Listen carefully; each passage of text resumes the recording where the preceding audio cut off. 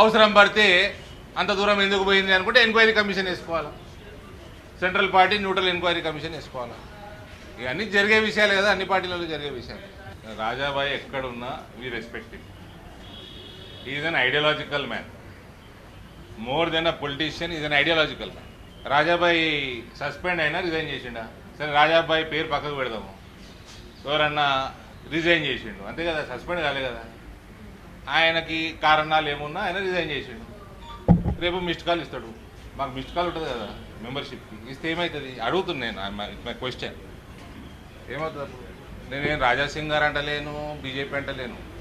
Political party membership తీసుకోవాలంటే missed call ఇవ్వాలి. రకరకాలు ఉన్నాయి, మిస్డ్ కాల్ కూడా ఉంది. ఆయనని సస్పెండ్ చేయలేదు కదా, ఆయన ఏదో మనస్తాపం చెందిండో ఇంకేందో రిజైన్ చేసిండు, రేపు మిస్డ్ కాల్ ఇస్తాడు. అంటే నాకు తెలియక అడుగుతున్నాను, మిమ్మల్ని అడుగుతున్నాను. మిస్డ్ కాల్ ఇస్తే ఏమవుతుంది? మీరు అన్నట్టు మెంబర్ అవుతుంది. ఎవరైనా మాట్లాడుకోవాలి పోయి.